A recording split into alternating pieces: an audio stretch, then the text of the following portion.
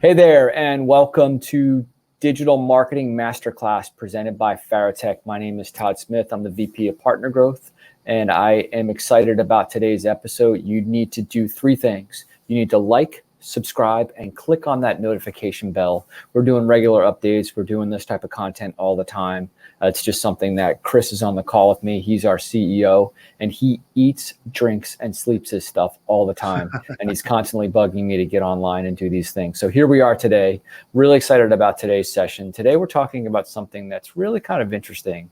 It's called content strategy. So when we talk to brand new customers, we typically show this unique process. And one of the steps of the process is called content strategy. Now, content strategy is a difficult word for a couple different reasons. First off, it has the word content in it. And for many of you out there who are marketers, you know that content is a lot of times a number one obstacle because it's something that has to be created from scratch. You typically need a good writer, you might need a good designer, and then you might need a good way to sort of publish it. So content itself is one of those things that has to be proactive. On the flip side, strategy is also another difficult part, specifically for marketers, because we're constantly, trying to get ahead of sales. We're constantly trying to, innovate and do new things, but we're reactive, where strategy is a proactive opportunity that we need to get involved in. So you put content and then you put strategy together, and you end up what might be considered a rather daunting task. So Chris, when we talk about content strategy in our unique process, we break down 4 different areas. And what I'd like you to do is just kind of go through each of those areas. I'll kind of set you up by one. But the first thing that we talk about is we talk about hub and spoke. Now, to some marketers out there, this might be, 101 type marketing for you, but can you just kind of break those down for us and just talk about like the difference between a hub and spoke and then how they relate to content strategy? Yeah, sure. Well, one of the things that I think is going to be important is that as I start to talk about content strategy, there's so many upsides to use marketing automation. It's ridiculous. And what I mean by that is that automation was designed to do the things that we don't have the time to do or we're going to forget to do. And so if you're a company and you're not using automation, you got to get on board with that. You're getting past the thing of like, it's a nice to have. You're in a spot now where you have to have it. Okay. So a lot of the things we're going to talk about today is with the assumption that you are using marketing automation. In the most ideal sense, you're either working with an agency or you have a really sophisticated marketing team that can implement some of these things. And if you don't, that's why we're here. I want you to reach out. We want to kind of talk to you about the best way to do that.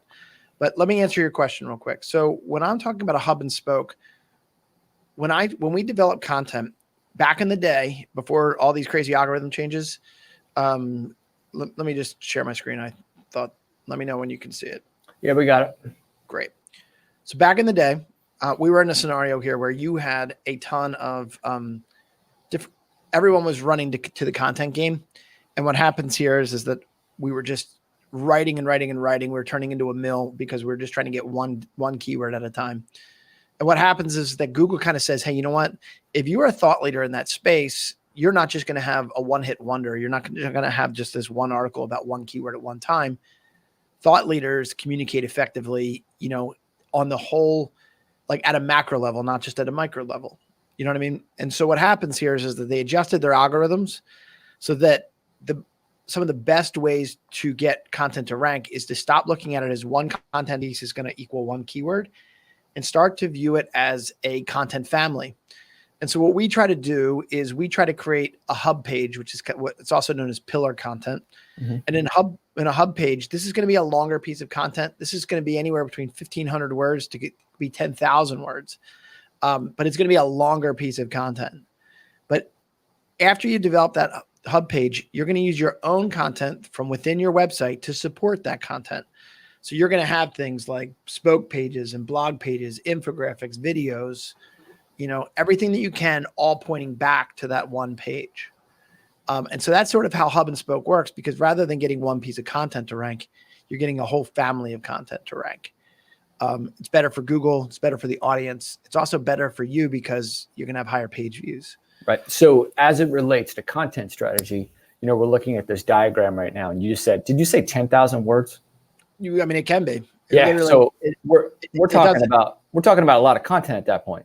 Correct. I mean, I think that's I think that's the rare, the high end. Yeah. But, I mean, there's subject matter experts in my space that, in my industry that they put a lot of time and energy into pillar pages, and it's almost like it's never done. And because next year it's going to be reinvented with algorithm changes and things that are happening. There's social media platforms that could be born tomorrow that are going to drastically impact what you do and how you do it. Okay. So from a content strategy perspective is really getting a handle on how your pillar pages and your spoke pages kind of relate to each other and how they're feeding each other. And then that also talks about the other thing that we've talked about in other podcasts about keywords and connectivity of keywords and backlinking and that type of stuff. Yeah. But all of this, and if I didn't admit this, if I didn't bring this up right away, if you don't have an editorial calendar, you're dead. Yeah. All right. Like all of this is set up so that you mentioned before I had to go from being reactive to proactive. Mm-hmm. Proactive essentially means you have a calendar and you live and die by that calendar. Yep. And think yourself as a newspaper. Like the newspaper is not going to not send out a newspaper and say, well, we did the best we could. We just couldn't get it out. You know what I mean? Yeah. Live and die by it. You know what I mean? That's where outside companies bring a level of accountability, but they're also the time that you don't have. Yep. And so when you develop your editorial calendar, you have written for content in the future and you're able to project, hey, if this is my hub, what are the supporting pieces that need to be associated with it? Okay, very good. That's really helpful. Once again, does sound like a little bit of a daunting task. Specifically if you're experiencing, you've got less people on staff, but you're required to do more work. So I totally get that. The other thing I want to talk to you about, so another piece to our content strategy is marketing automation. Specifically as it relates, because you mentioned that, but specifically as it relates to email. Now, we talk to a lot of customers and they say, we do email all the time. We say, what platform are you using? And they'll say something like, MailChimp or Constant Contact or, some type of, relatively inexpensive software. So when we talk email, we typically talk about marketing automation email. So what's the difference between a marketing automation email and then just basically sending emails? Like, how do you sort of contrast the two? Yeah. I mean, I think a lot of what still comes back to marketing automation, whether you're using HubSpot, whether you're using Pardot, whether you're using any of these new players that sort of come down the pike. What I like to do is to know who my potential client is. And so it's a rush for me to get a cookie or tracking code on that individual's computer and to rank them based upon their engagement. So how do you rank them based upon their engagement? Well, one way is obviously what pages did they visit on my website? But a lot of what I'm trying to do is I'm trying to nurture them. And if I'm trying to nurture them, sometimes they don't feel like coming back to my website all the time. So I'm going to have to reach them where they're at. And so what I usually like to do is I like to do marketing automation. And let me kind of share my screen one more time. Sure. So with marketing automation, what I'm going to look to do is let me take a couple steps back here. Anybody that usually comes into our system, we make sure that they get an overview email, features and benefits, cost of procrastination, testimonials, and case studies, and then possibly a new offer. If they escape all that, then they're going to get onto our newsletter list. So that's a lot of touch points. And what I'm going to do is I'm going to put a score or points on that approach so that any potential client that comes to your website, if they open up these emails, we're going to give more points in the profile, and that's going to alert your sales team about people that know your brand, understand your brand, and might know about your products and services. Specifically, if you're the farther you get down the pike, as far as like testimonials and case studies. Yep. That's more of a buying question, but it can also be taken one step farther. Like you've been in sales for 20 plus years. Yeah, kind of like that. What I'm saying is you're old. Yep. But I'm sure that you have had the best sales call of your life, and you are already popping the champagne because this one is in the bag. And then they become a ghost, and then they stop answering your emails and your phone calls, right? Well, what we want to do in marketing automation is we want to figure out what are the indicators where a lead is starting to slip off the hook. It's what we call slippage. But we're also going to train salespeople early on in the process, even where it feels like, life couldn't be better. You still want to try to figure out what their features and benefits they liked, and more importantly, what objections that they might have had that they've expressed. Even if you answered that objection on the phone call, you still want to write it down, because if they become a ghost, I want to drip market to them from a slippage campaign about the objections they had. So let's say hypothetically, they're like somewhere along the line, they said, you know what, this is awesome, but I just don't think now's the right time. Well, for me, I'm going to send you cost of procrastination messages. If they say, Farotech, love it, just too expensive, I'm going to talk about value over price. And so what happens here is you can develop a series of emails that have every possible objection, and then you're going to break it down in several different emails that's going to be dripped out over a certain amount of time. Right. And that time period's a function of your sales cycle. That's right. So if you have like a 30-day or 60-day sales cycle, you're going to have those emails a little more intermittent. But if you have a year sales cycle, you might do them every month. There you go. If that works out. All right, that's a really good point. All right, so we've sort of covered those two pieces. The third piece is the offer piece. So we talk about like either offer or like content upgrade development. What makes a good offer? Like, what's in a good offer? The fact that you're asking that question is really important, because if you can't bring value in that offer, you're probably not going to get many downloads. You're probably not going to get many cookies on people's computers.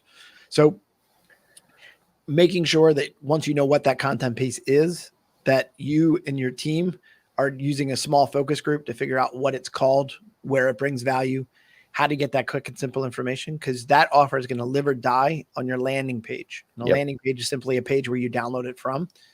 If you can't effectively communicate the features and benefits, no one's going to download it. Why would they? Sure. Right? Like ebook, buy it. I mean, ebook, download it. No, you know what I mean? That's why I even try to include video on there about the benefits.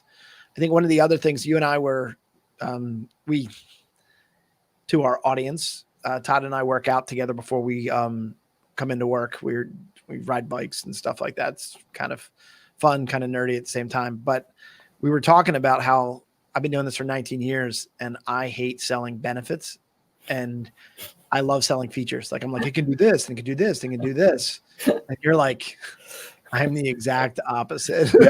I'm more of a whiff 'em guy. Like, what's in it for me? Yeah, definitely. Buy from Todd. Don't buy from me. All right. What I mean by that is your landing page should be how you're going to win. Yeah. You know what I mean? Yep. So now I've said, like, sorry, I didn't answer your question. I answered. That's okay. You usually very political answer. I answered the question I wish was asked.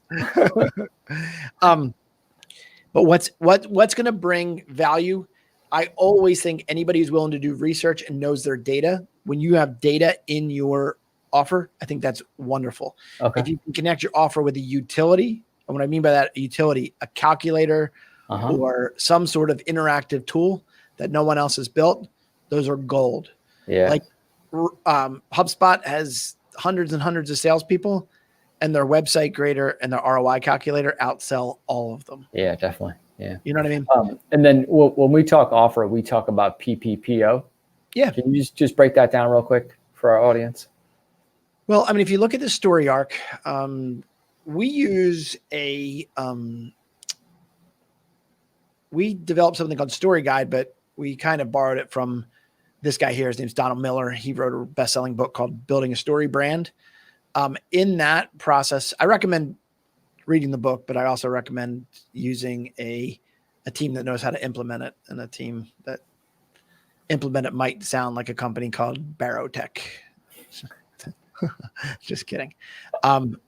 We spent a lot of time digging into this book, how to implement it, how to help companies do that. The power of story is going to be really important. It's why companies like Disney do what they do. You know what I mean? And from a young kid all the way to where you are now, the people that can tell the best stories usually win. And so what you have to start to think about is you start to think about that arc. Okay. And in that arc, you're usually we break it down into 4 letters. It's PPPO. The first one stands for pain. And what I mean by that is that you have to be able to empathize with your potential audience. You got to know where their pain is, and you have to make sure that what you're writing, that pain sounds like how they say it in their head. If you don't know the buzzwords of your industry and who you're selling to, you're dead. All right. Now, the promise is essentially related to the pain and the fact that, you know what, you've got a problem and I'm here to solve it. and I'm going to cut through the noise and I'm going to solve it the way you think it should have been solved. Or I'm going to interrupt your pattern and say, you know what? The reason why you're not solving is because you've hit a wall, and we're going to promise you a different approach. Now, the last one is proof. Why should they trust you? And so in this section, you're going to say, this is not our first rodeo. We've done this before. Here's case studies. Here's testimonials. Here's clients that we've done this for. And by the way, like, if you don't believe me, believe the data. Mm-hmm. And then the last one is where a lot of people screw up. The O means opportunity. And people say, contact us today. That's it. Everyone says that. And it's like, you know what? That's not how you want to close this thing. You know, I mean, I think that they say in the HubSpot world, like, you don't want to be in a scenario where, you know, they downloaded an offer that's at the top of your funnel and, you know, you're telling them to buy right away. Like, they're not there yet. You know what I mean? Yeah. They talk about it like, you know, like trying to ask a girl to marry you after the first date. Like, yeah, weird. It happens, but not. Yeah. When you know, Chris. Yeah, exactly. Took me about a year and a half and heavy bribery. What, for the first date? I'm really hoping my wife hasn't heard this. All right. Last thing I want to talk about real quick is the blog. Now, blogs we talk about in previous ones, you know, there's 7 blogs for every one person in the world. What is it? 1 blog for every 7 million people in the world. What is it? No, it's 1 blog for every like 7 people in the world. That's crazy. It's obscene. Yeah. It's like I think there's 200 billion blogs or some crazy number. So, it's big. So my question is, you know, if there are so many blogs, why create it and how to keep it going? If you can't keep it going, don't create it. Yeah, that's a good point. If you're going to create it and you're not going to bring value, don't create it. Yeah, it's funny. Yeah, if you don't have the time to keep it updated or bring value, don't create it. One of the first places when I go to check out a new customer is I go to their resources or their news tab, and I click down to the blog, and then you'll see November 2019, April 2019. They wrote 2 or 3 blogs last year. I know. Yeah, it's tough, right? Yeah. You know, and a lot of people think, the average user thinks a blog is how they can keep me informed. Right. The person who owns the company says this is one more very passive way of getting more keywords to rank on Google, Yahoo, and Bing, or Google and Bing. Right. I've been saying Google, Yahoo, and Bing for so long. Yeah, I know. That, like, I went to Yahoo the other day just to see, like, does it still exist? Yeah. You know? I think it does. I think it does. Yeah. Yeah. Okay. Yeah. Right. Anyhow, yeah. I was saying something about don't create if you're not going to do it, but also know that it's an SEO goldmine. Now, the conversation has to be very different there, though. Like, imagine when I talk about your products and services, you want to get to data and you want to get to the very rich things on your product pages, you know, on these content pages that live outside your blog. But when you are in the blog, that's sort of like if you and I went out for coffee or grabbed a beer or something like that. That's where you get to talk very conversationally. You ice cream. Humor, humanize ice cream. Yeah. That's what a blog exists for. But the blog is usually very top of the funnel. It's very awareness. And then the awareness. Yep. So is that when we use the term 80-20? Is that? Yeah. So I like to use 80-20 in your social media. Okay. But can you apply that to the blog? Yeah. So the 80-20 concept is essentially like nobody wants you to be talking about yourself all the time. Mm-hmm. So if you have a blog and you're a thought leader, right, you're going to be writing about content. You can't I personally get the first draft from my writers and I'm like, take the word Farotech out every single time. Right. Because I want you to say, like, use the digital marketing agency. You know what I mean? Because what I don't want you to feel like is you're being sold. I'm here to educate you and teach you. And if Farotech is the right choice for you, you're going to know it. You know what website you're on. Do you know what I mean? Yeah, definitely. But if it sounds like it's Farotech, people are going to be there. Right. It's a sell sheet. Yep. Definitely. Yeah. But every blog is like you can get to shoot it out into space. You get to promote it. And hopefully that blog allows you to be a little bit more nimble than your products and services pages. Okay. Getting backlinks to a services page is huge. Yeah, it's huge, but very hard to do. Yeah. You know, like I'm simplifying this, but if I'm Plumber Philadelphia, like who backlinks to that page? What's innovative about plumbing in Philadelphia? Nothing. But if I have a blog that says, you know what, we use a tool that nobody else does. So after you use our service once, you probably won't see us for 5 years. That might be interesting. I like it. Cool. Yeah. All right. Well, Chris, thank you very much for your time. This has been very enlightening. As I mentioned at the top, content strategy is doubly daunting.